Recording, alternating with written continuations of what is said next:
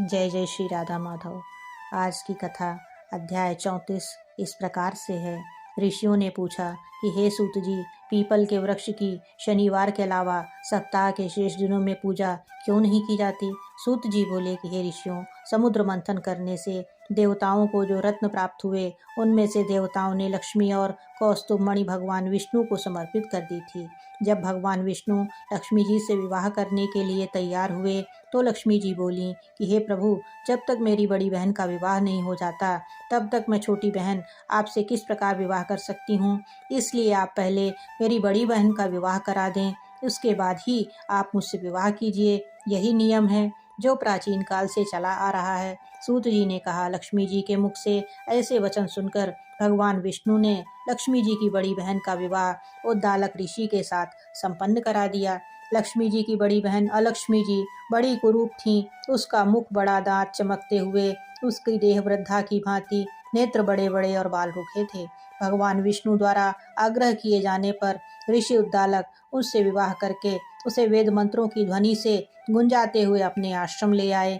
वेद ध्वनि से गुंजित हवन के पवित्र धुएं से सुगंधित उस ऋषि के सुंदर आश्रम को देखकर अलक्ष्मी को बहुत दुख हुआ।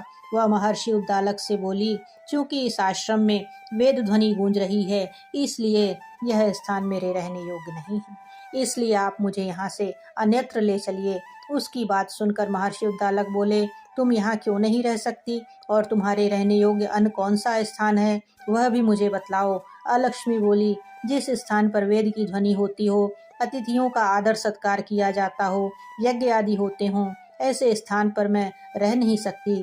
जिस स्थान पर पति पत्नी आपस में प्रेम से रहते हों, पितरों के निमित्त यज्ञ होते हों, देवताओं की पूजा होती हो, उस स्थान पर भी मैं नहीं रह सकती।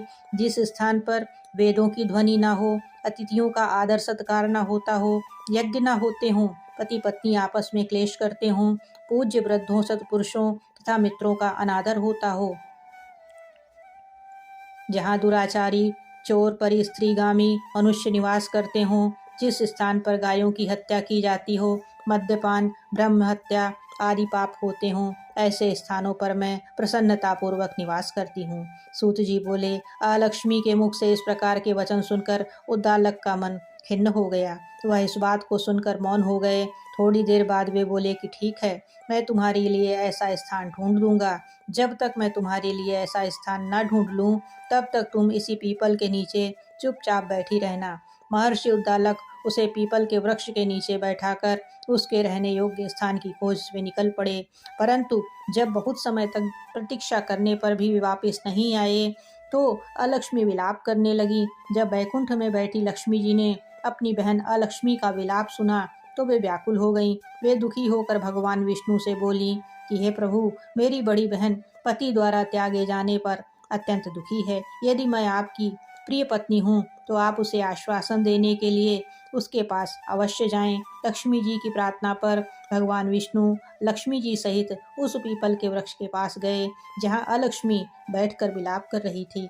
उसको आश्वासन देते हुए भगवान विष्णु बोले कि हे अलक्ष्मी, तुम इसी पीपल के वृक्ष की जड़ में सदैव के लिए निवास करो, क्योंकि इसकी उत्पत्ति मेरे ही अंश से हुई है और इसमें सदैव मेरा ही निवास रहता है। प्रत्येक वर्ष गृहस्थ लोग तुम्हारी पूजा करेंगे और उन्हीं के घर में तुम्हारी छोटी बहन का वास होगा। स्त्रियों को तुम्हारी पूजा विभिन्न उपहारों से करनी चाहिए। मनुष्यों को पुष्प, धूप, दीप, गंध आदि से तुम्हारी पूजा करनी चाहिए। तभी तुम्हारी छोटी बहन लक्ष्मी उन पर प्रसन्न होगी। सूत जी बोले, ऋषियों, मैंने आपको भगवान श्री कृष्ण, सत्यभामा तथा पृथु नारद का संवाद सुना दिया है, जिसे सुनने से ही मनुष्य के समस्त पापों का नाश हो जाता है और अंत में वैकुंठ को प्राप्त करता है। यदि अब भी आप लोग कुछ पूछना चाहते हैं तो अवश्य पूछें, मैं उसे अवश्य कहूँगा। सूत जी के वचन सुनकर शौनक आदि ऋषि थोड़ी देर तक प्रसन्न चित्त वहीं बैठे रहे। तत्पश्चात वे लोग बद्री नारायण जी के दर्शन हेतु चल दिए। जो मनुष्य इस कथा को सुनता या सुनाता है, उसे इस संसार में समस्त सुख प्राप्त होते हैं। जय जय श्री राधा माधव।